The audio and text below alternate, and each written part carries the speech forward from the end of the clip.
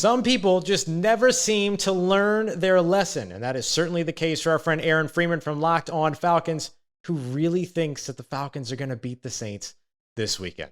I'll tell you why they won't, and give you a little bit of lagniappe, all on today's crossover episode of Locked On Saints. You are Locked On Saints, your daily New Orleans Saints podcast, part of the Locked On Podcast Network, your team every day.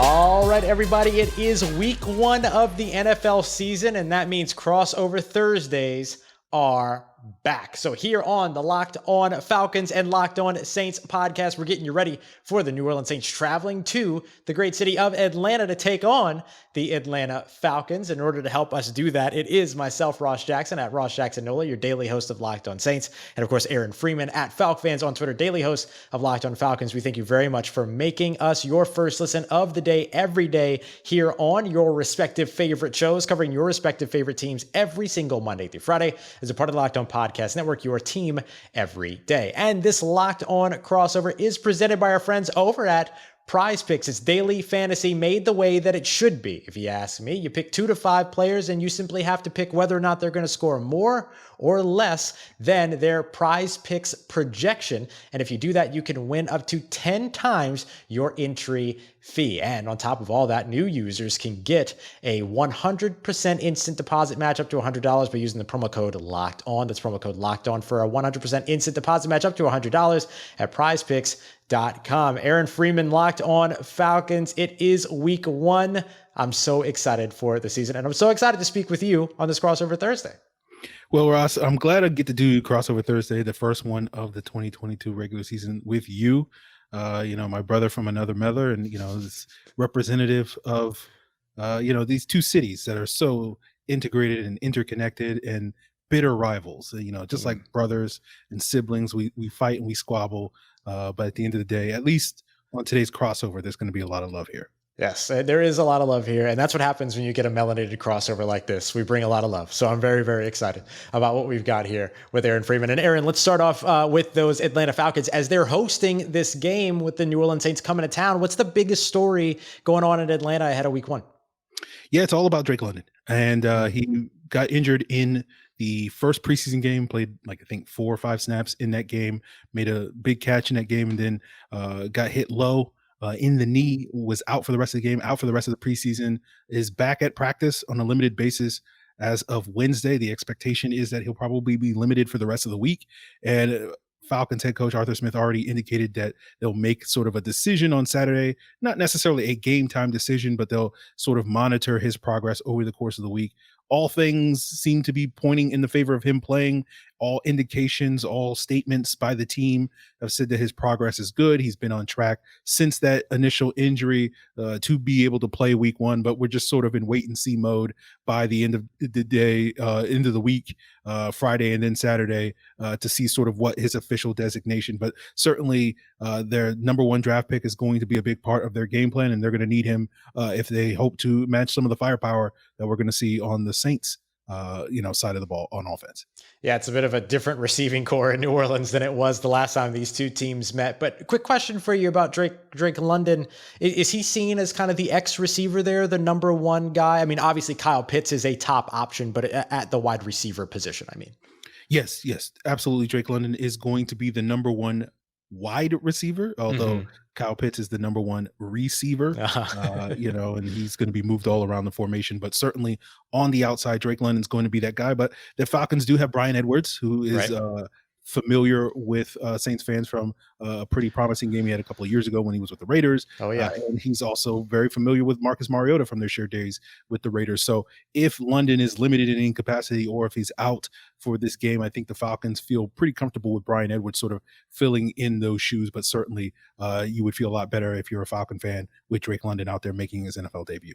Yeah, for sure. Look, Bryan Edwards, not a bad receiver to quote unquote fall back on. 2 catches for 42 yards, including a 20-yarder and a 22-yarder the last time that he met the New Orleans Saints defense. So certainly he remembers that, carries that confidence in. It is a big story in Atlanta to see all that going on with Drake London and to see whether or not he's going to be out there, although signs are trending toward that. But it's important for Saints fans to keep an eye out on that for sure, because right now the New Orleans Saints are dealing with Paulson Adebo, not currently in practice, at least on Wednesday. We'll see how the rest of the week's practice reports trend out, but that could mean Bradley Roby kicks outside. Marshawn Lattimore ends up with a little bit more responsibility, having maybe travel with some big receivers, things like that. So we'll have to see how that all plays out.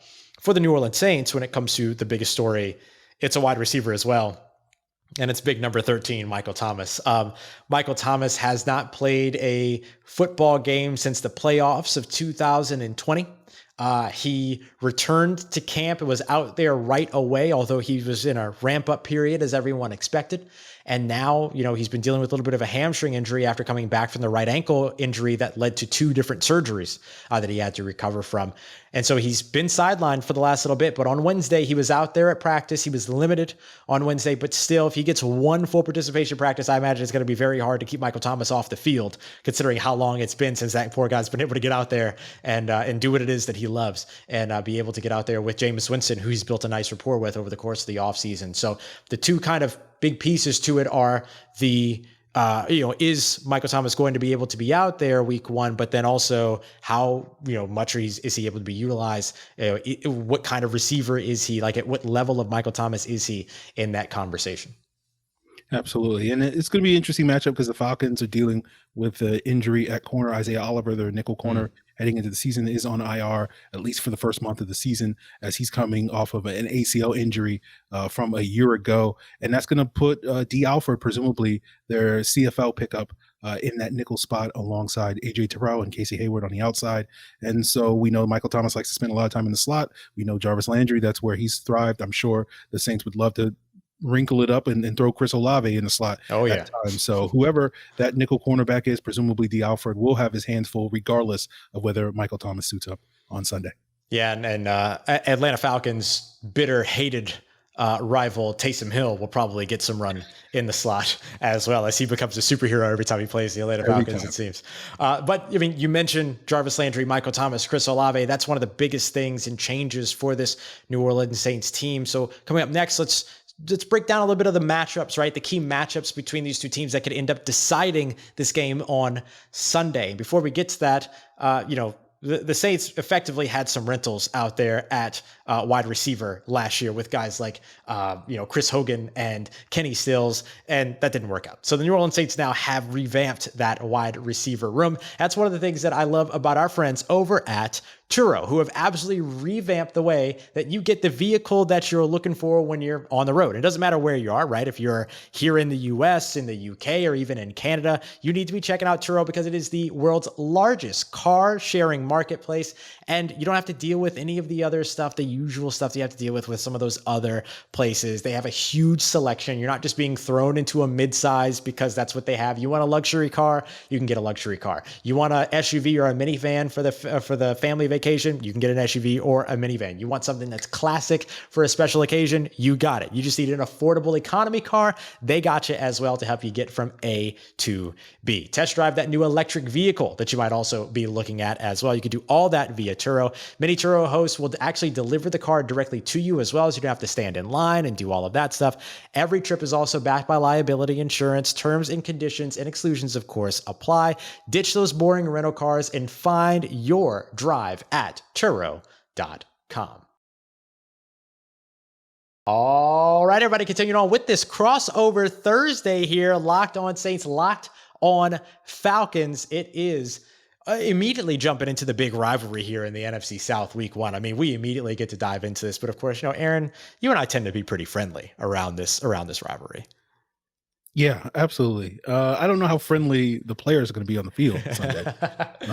And it gets us to the key matchup because it's been decidedly unfriendly in the Falcons' favor when it comes to the battle in the trenches. That's always sort of the thing that decides the fate of this football matchup. It's not Drew Brees. It's not really Sean Payton. It's, can the Falcons get pressure on the quarterback, and can they prevent the Saints from getting pressure on them? I looked up the stats. If you go back to the last 17 times the Saints and Falcons have played, the Saints have sacked the Falcons quarterback 56 times and hit him 125 times. And if you look at the worst offensive lines in football last year, the Falcons gave up the most quarterback hits last year with 130, and the Bears were the worst in terms of sacks allowed with 58. So essentially, over the course of a season's worth of games against the Saints going back, the better part of a decade, the Falcons look like the worst offensive line in football. And so that needs to change. And it'll be very interesting to see if that does change, given the Falcons have some changes to their offensive line. They have a new starter at left guard, a new starter at center. Elijah Wilkinson is sort of a journeyman offensive tackle, swing tackle type of player. Came in and unseated Jalen Mayfield, their incumbent left guard, in training camp competition. Drew Dahlman, last year's 4th-round pick, unseated the previous year's 3rd-round pick in Matt Hennessy at the center position. But of course, good old Caleb McGarry still standing strong at right tackle. Cam Jordan's very familiar with him. And to Caleb McGarry's credit, he's had some good outings against Cam Jordan, but he's had some very bad ones. And Sunday, we're going to need to see one of the good ones if the Falcons are going to have any chance. They should potentially benefit by Marcus Mariota's ability to, get outside the pocket and make some plays. I think that's going to be critical for this offense. We're hoping for a little bit more explosiveness from this offense, and Mariota's ability to sort of create off structure was something that Matt Ryan was not particularly good. It's one of the few things that Mariota does better than Matt Ryan. So if the offensive line can hold up just a little bit and allow Marcus Mariota to move around and use his legs to extend plays, and be able to take shots to those big wide receivers that the Falcons have downfield, that should lead to some explosive plays, and that should lead to some good outpouring of offense for the Falcons on Sunday. And maybe that's enough for them to get the W in week 1. Yeah, that's a huge stat that you just mentioned about the last 17 games and how often the Saints have been able to get into the backfield on the Atlanta Falcons. That is some of the, that's some of the calling card of what it is New Orleans Saints like to do against these Atlanta Falcons is disrupt the quarterback. It's going to be a little bit tougher. The Saints have struggled against mobile quarterbacks like Marcus Mariota in the very recent past. I mean, look at what Jalen Hurts has done to them over the course of the past couple of years, everything. And obviously those are two very different players, but the zone read is something that the Saints have struggled against. And that Saints defense is very much still the same Saints defense that it was last year, even though you have a little bit kind of changes in personnel, the scheme, the way that they play it, Dennis Allen, like all of those things are still consistent. So Saints are going to have their work cut out for them when it comes to defending that. But the key matchup that I'm going to be watching actually goes for both the New Orleans Saints and the Atlanta Falcons. And it's both of these teams versus the play clock versus the game clock. To me, this is a game that if one of these two teams wins time of possession by more than half a quarter, that team probably wins the game. I don't think that this is going to be a blowout. I don't think that this is going to be a situation to where you see one team absolutely from the very beginning, carry a multi-score lead in a halftime or anything like that. I think this is going to be a pretty close game and maybe even a lower scoring game than some people might anticipate.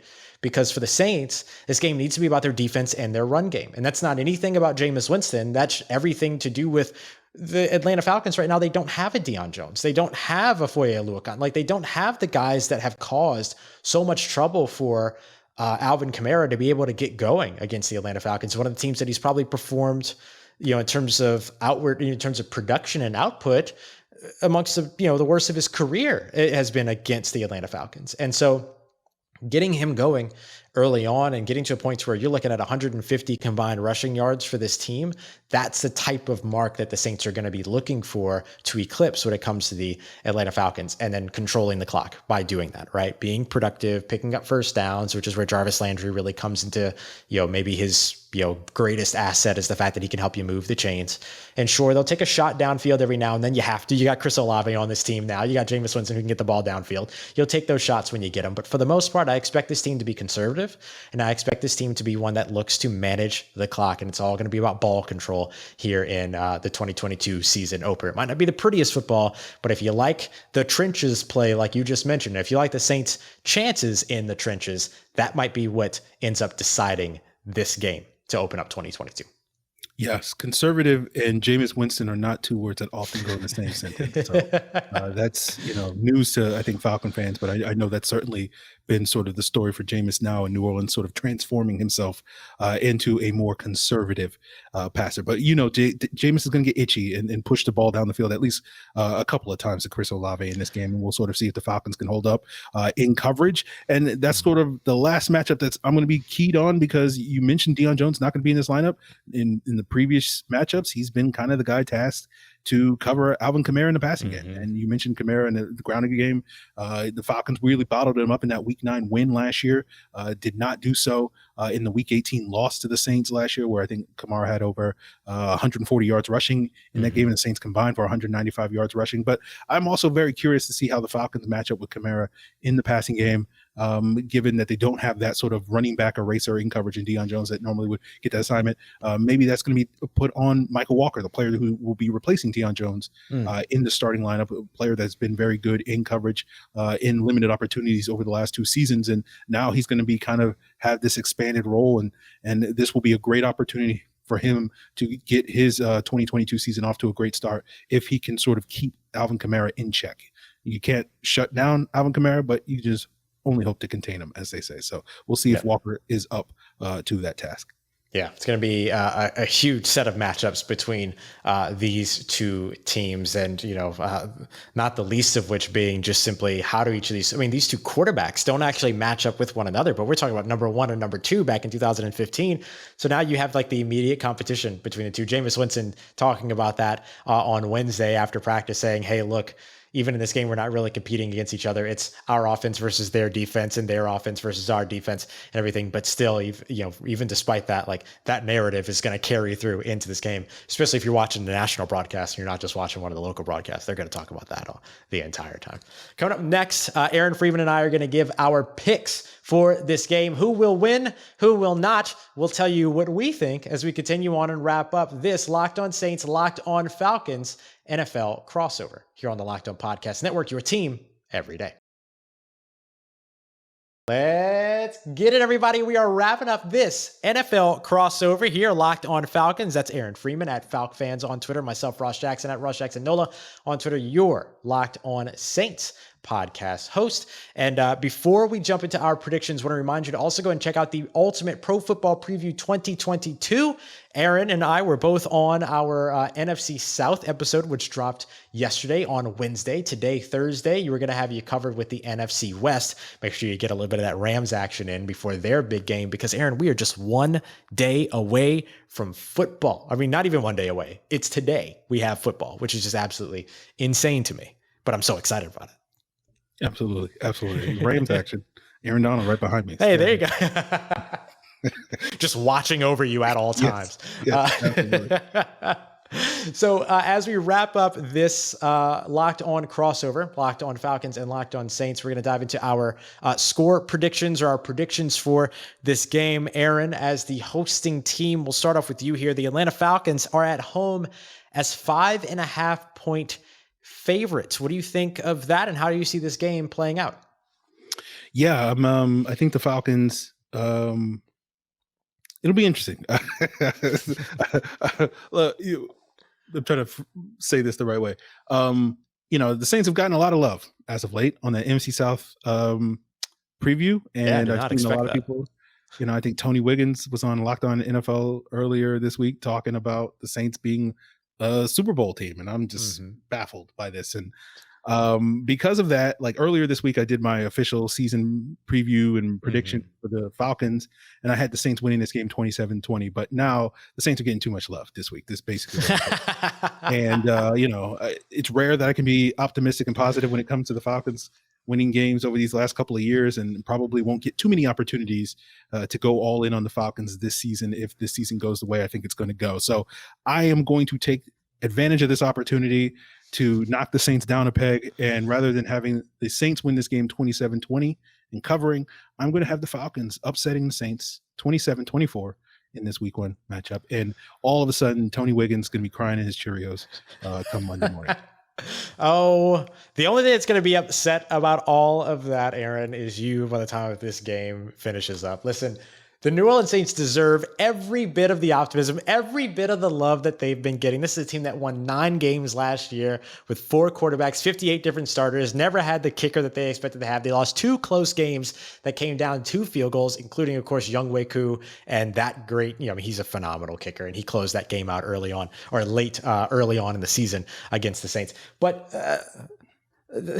I'm not gonna stand for it, Aaron. The New Orleans Saints are gonna win this game. I don't think they're gonna cover. I will say that. I think that they win. I think that it's like a 24-20 type of a situation, maybe even a little bit lower scoring than that, like 17-14 kind of. But I think that the Saints win, but not by 5 or more points. I don't think that they win by a touchdown, and I don't care if that's a late touchdown by the Atlanta Falcons or if it's just that competitive. I think it will just be that competitive, and time of possession ends up being the thing that takes this game home for the New Orleans Saints. But they've got Jameis Winston. They've got Michael Thomas. They've got Jarvis Landry, Chris Olave, Alvin Kamara. I can list it all. Tyrann Mathieu in the building now. Marcus May is probably going to play week 1. There's so many different pieces to all of this when it comes down to why the New Orleans Saints deserve the love that they're getting. And Aaron, I can't believe you would have the nerve to come on this crossover and do this to me. Everyone was showing so much love, and then you had to come and do this to me. I can't believe it. It's too much. I'll never forgive you. It was too much. It just didn't. The NFC South preview, I was just like, "What is David Harrison? Talking about the Saints possibly winning division." I'm like, "What are you doing, David?" Right. And then, of course, Julian's got to take his shots whenever he can take his shots. So I expected that from him. But and then hear Tony just hyping up the Saints as a Super Bowl contender. I'm like, okay, this ends now. I will make my voice heard on Crossover Thursday, this melanated episode. All right, I will blacken Ross's dreams. On Sunday, I'm picking the Falcons. I don't know how many more chances I'm going to get to pick the Falcons, so I'm going to do it this week. I've had so much blackened catfish since I've been back in the city of New Orleans, Aaron. You can't hurt me, man. You can't do it. The New Orleans Saints, of course, coming in. Oh, and by the way, the New Orleans Saints were also picked. Let me just also mention by Matt Williamson, former NFL scout, one of the guys that knows more than anybody else across this network in terms of what's going to happen across the NFL as the NFC South champions. So that's a top 4 seed, Aaron. That's a top 4 seed. But it all starts this weekend. All right, to wrap us up, let's review. Biggest stories for both of these teams, starting off with the Atlanta Falcons. It's going to be Drake London and his status for week 1. Falcons going to need their number 1 draft pick to play on Sunday. He's been limited in practice on Wednesday and probably will remain so for the rest of the week with a knee injury, and his status will be updated on Friday and Saturday with whatever progress he makes in the practice week this week. Similarly, when it comes to the New Orleans Saints, the biggest story is watching Michael Thomas, the wide receiver as well, also limited on Wednesday. You're looking for him to get maybe 1 full participation practice in this week. If that happens, then I think you should expect to see number 13 in the black and gold or whatever jersey colors they're wearing that day in Mercedes-Benz Stadium. The key matchups that you're watching, Aaron, from the Atlanta Falcons perspective. It's about this new revamped, I guess you could say, with two new starters along the Falcons offensive line in the battle in the trenches, slowing down that Saints pass rush with David Onyemata and Cam Jordan and Marcus Davenport. All these guys are household names in the minds of Falcon fans because they've been so dominant over the last several years with getting pressure on the quarterback. And the Falcons offensive line is going to need to be able to hold up so that Marcus Mariota, their new starting quarterback, can extend plays outside the pocket and maybe generate some of those explosive plays that will allow the Falcons to score enough points to win this game. And for the New Orleans Saints, it comes down to the clock for both of these teams. Can the New Orleans Saints win time of possession by more than half a quarter? If they can, they win this game. If they lose that, I think that that's the case. So they could potentially lose this game as well. You're also going to be watching the health of Paulson Adebo. That kind of goes hand in hand with what Aaron was just speaking about when it comes to Drake London as the biggest story to follow in Atlanta, because you're going to need 2 good cornerbacks out there, your 2 best cornerbacks out there, if you're going to have Bryan Edwards on one side and Drake London on the other with Kyle Pitts in the mix. Although the Saints won't be for want of any talent with a veteran like Bradley Roby that could swing to the outside as well. And finally, the score predictions. Aaron, reluctantly, I asked you, remind us of your score prediction for this game. I got the Falcons upsetting the Saints week 1, 27-24, and ruining the dreams of Tony Wiggins and Matt Williamson, Ross Jackson, and all the Locked On Saints fans that are very gassed up for this upcoming 2022 season. And I think that New Orleans Saints fans will be more gassed up than ever after they open up the 2022 season with a victory in Atlanta up against the bitter rival Atlanta Falcons. I'm calling it 24-20 in favor of the New Orleans Saints, dominating ground game and a early, at least, kind of impact from the defense all throughout. But they are going to have to show up mostly toward the end of the game to hold off that lead. And I think they're going to be able to do that. Aaron, absolute pleasure. I'll see you again later on this season, much later on in the season, and we'll do this again. Best of luck to you throughout the rest of the season. For everybody that wants more on this matchup, whether it be from the New Orleans Saints or Atlanta Falcons perspective, remember you can find Locked on Falcons and Locked on Saints on the Odyssey app, wherever you get your podcasts, and on YouTube as well, every single Monday through Friday, here as a part of the Locked On Podcast Network, your team every day.